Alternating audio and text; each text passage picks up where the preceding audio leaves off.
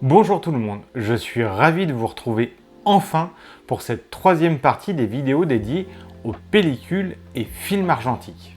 Alors oui, ça fait très longtemps que j'ai rien publié. Merci à toutes celles et à ceux qui m'ont écrit pour prendre des nouvelles.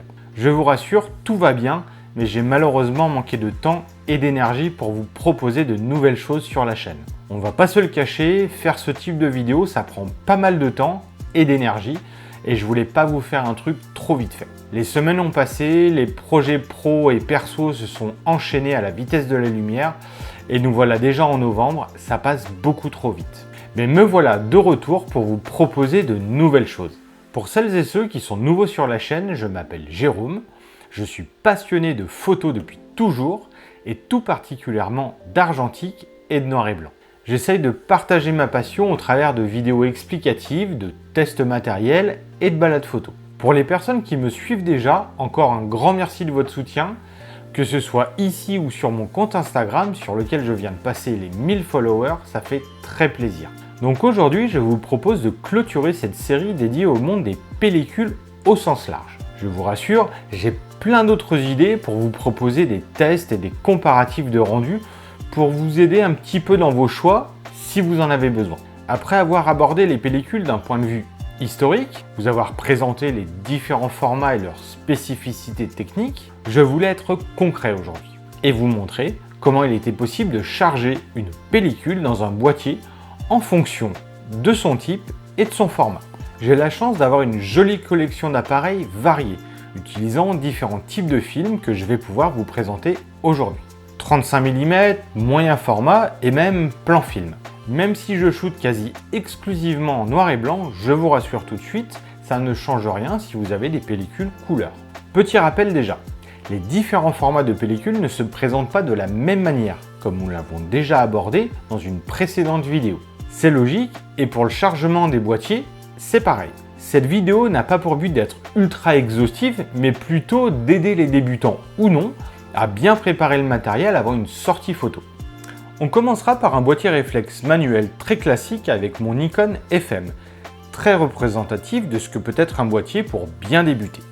Ensuite, un boîtier TLR, un Yashica Mat 124G, un boîtier moyen format au format 6.6, abordable, qualitatif et utilisant des pellicules au format 120. Un autre boîtier moyen format avec un Bronica SQAI, lui avec des dos interchangeables également en format 120. Nous verrons tout l'intérêt de pouvoir utiliser plusieurs dos. Et enfin, ma chambre photo intrépide utilisant des plans film en format 4x5 dans des châssis prévus pour. Commençons donc par le chargement de mon Nikon FM. Boîtier classique, robuste et très efficace, il est totalement manuel en termes de prise de vue, hormis la cellule qui vous permettra de faire votre exposition. Même si vous n'avez pas ou plus de piles dans votre appareil, vous pourrez toujours faire des photos car l'armement, le diaph et les vitesses, tout est manuel et mécanique. Dans l'hypothèse où votre boîtier est vide, vous l'ouvrez ainsi, laissant apparaître l'intérieur et le logement de la pellicule. Lorsque vous allez ouvrir la petite boîte, vous allez voir apparaître les prémices de votre pellicule. C'est ce qu'on appelle la bande amorce, tout le reste étant bobiné à l'intérieur. Cela vous servira à l'accrocher à l'intérieur de l'appareil pour que le film soit bien déroulé et entraîné lors de vos prises de vue. Deux écoles, soit on place la cartouche en premier et on déroule un peu jusqu'à l'accroche, soit comme j'ai l'habitude de faire, j'accroche dans un premier temps, je déroule un peu et je place enfin la cartouche dans son logement. La pellicule va donc circuler de gauche à droite au fil des avancements de vos clichés. Vous armez un peu pour bien veiller à tendre la pellicule et bien enclencher la mise en place du côté récepteur. Faites bien attention à ce que les petits crans soient correctement alignés. Vous refermez le dos de l'appareil, armez et déclenchez 2 ou 3 fois afin de vous positionner sur votre première vue et le tour est joué. Généralement, les pellicules sont données pour 36 vues, mais si vous y prenez bien, il n'est pas rare d'atteindre 37 voire 38 vues. De toute façon, quand vous aurez fait toutes vos photos, la partie intérieure dans la cartouche sera retenue et vous ne pourrez plus avancer, vous indiquant que vous avez terminé votre pellicule.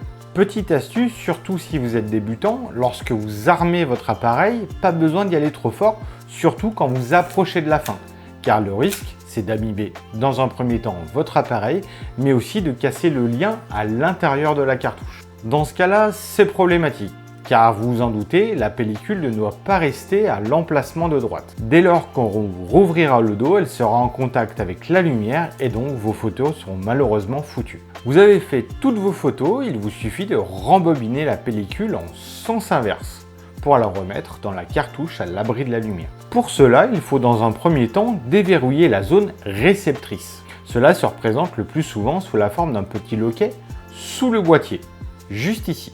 Attention à ne pas appuyer dessus durant votre prise de vue. Votre pellicule, sinon, sera terminée et vous serez obligé de la rembobiner.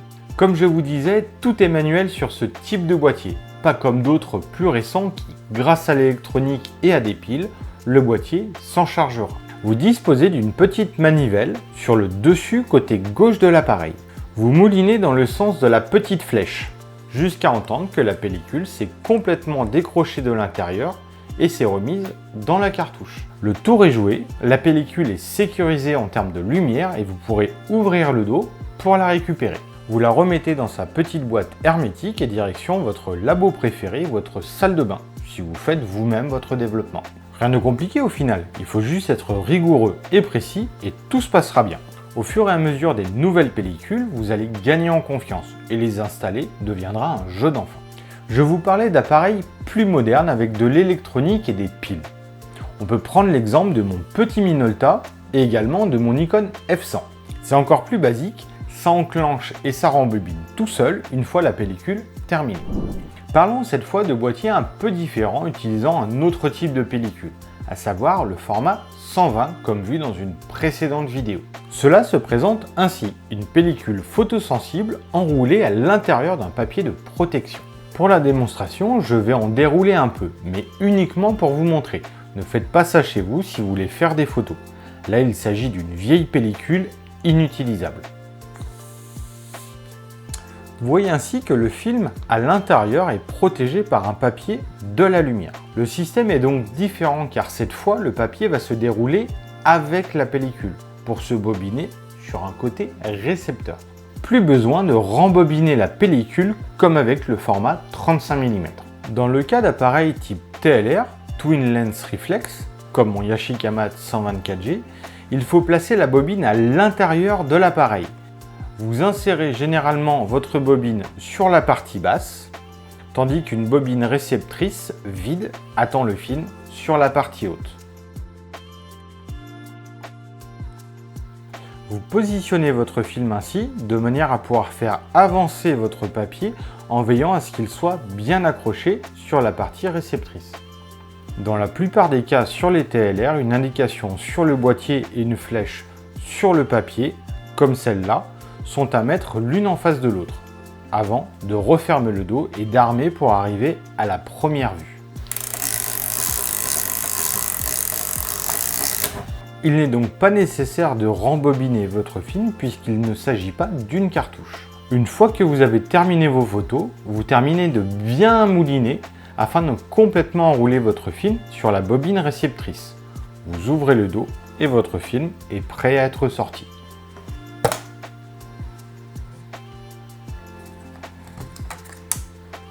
La bobine émettrice deviendra donc la bobine réceptrice et ainsi de suite. Une mention Exposed, exposé est généralement indiquée pour préciser que la pellicule a été terminée. Dans le cas de boîtiers moyen format comme mon Bronica SQAI, le chargement est encore différent. On utilise bien le même type de film au format 120, mais il ne sera plus placé directement dans le boîtier, mais dans un dos prévu à cet effet, qui lui sera accroché au dos du boîtier. En fonction des marques et des modèles, cela peut varier, mais grosso modo, cela se présente ainsi. On ouvre le dos et on récupère la partie intérieure prévue au chargement. Et même principe, une bobine émettrice et une réceptrice. Mais vous allez me dire, quel est l'intérêt? Eh bien tout simplement parce que si vous possédez plusieurs dos, vous pourrez charger différents types de pellicules à l'intérieur pour différents usages. Couleur ou noir et blanc, sensibilité ISO haute ou basse, peu importe, vous avez le choix.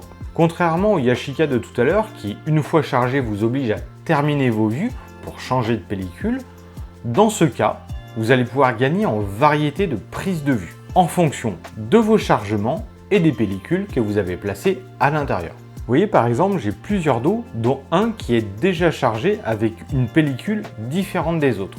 Et je ne suis pas obligé de finir celle-ci afin de pouvoir continuer une autre. L'argentique a déjà malheureusement un coût non négligeable.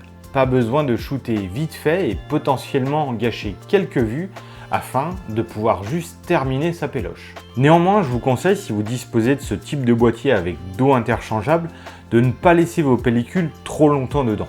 Déjà parce qu'il faut se rappeler de ce qu'on a shooté avec, mais encore ça va, c'est pas très grave, ça peut faire de jolies surprises au final. Mais c'est surtout qu'en fonction de comment vous conservez votre boîtier et vos dos, en termes de température et d'hygrométrie, votre pellicule est susceptible d'évoluer au fil du temps. Et le risque est de ne pas avoir le même type de rendu à la fin.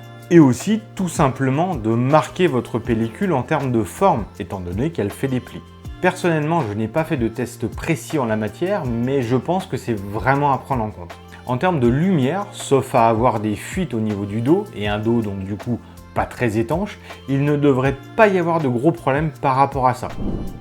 Et enfin, je voulais aussi vous parler du chargement de plan film dans le cadre de l'utilisation d'une chambre photographique. Dans mon cas, il s'agit d'une Intrepid Black Edition de 5e génération en format 4x5. Clairement, on est moins sur du matériel débutant, mais je pense que ça doit sûrement pouvoir vous intéresser également. Plus de cartouches dans lesquelles on rembobine la pellicule, plus de rouleaux passant d'une bobine à une autre.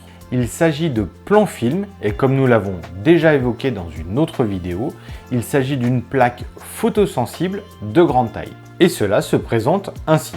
Pour pouvoir faire nos prises de vue à la chambre, nous allons utiliser ce que l'on appelle des châssis. Il s'agit de dispositifs dans lesquels nous plaçons notre plan film à l'abri de la lumière. Vous l'aurez certainement compris, plus de cartouches ni de papier protecteur, mais directement nos plaques photosensibles. Donc attention à la lumière. Il faudra donc effectuer le chargement directement dans le noir le plus complet. Dès lors que même un petit rayon de lumière rentrera en contact avec la surface de votre film, malheureusement cela risquera de le marquer. Pour cela, plusieurs choix s'offrent à vous. Un manchon de chargement hermétique semblable à celui utilisé en préparation d'une spire par exemple, pour le développement. On place tout dedans, on passe les mains et on manipule à l'abri de la lumière. Ou autre possibilité, disposer d'une pièce chez soi qui est totalement occultée de la lumière au niveau des fenêtres et des portes. Petite astuce, n'oubliez pas non plus les petits voyants des appareils à proximité. Personnellement, j'ai fait le choix de la pièce dédiée car je pouvais me le permettre, mais c'est vraiment à vous de voir. En termes d'expérience, j'ai essayé une fois avec le manchon, c'est très bien pour préparer ses spires pour le développement, mais pour charger une dizaine de châssis, j'ai trouvé ça extrêmement peu pratique. Je vais donc vous montrer comment je procède pour le chargement de plans film dans les châssis, mais n'oubliez pas, cela doit s'effectuer dans le noir le plus complet. Logiquement, vous disposez de plusieurs châssis, qui sont chacun généralement avec deux côtés, vous permettant de charger deux plans film par châssis. Vous commencez par remonter la plaque de protection. Pas forcément besoin de l'enlever complètement, ça c'est à vous de voir. Vous pouvez ensuite débloquer la languette basse. Vous prenez votre film émulsion photosensible sur le dessus et vous le glissez délicatement dans le rainurage prévu à cet effet. Attention de bien veiller à cela, car lorsque vous allez retirer votre plaque durant votre prise de vue, vous devrez pouvoir facilement la remettre sans frotter le film ou même qu'il ne se décroche. Histoire vécue.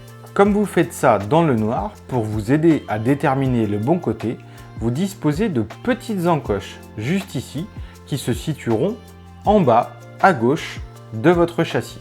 Une fois tous vos châssis chargés, bien vérifiez que les plaques sont remises correctement pour ne laisser aucune lumière entrer et le tour est joué.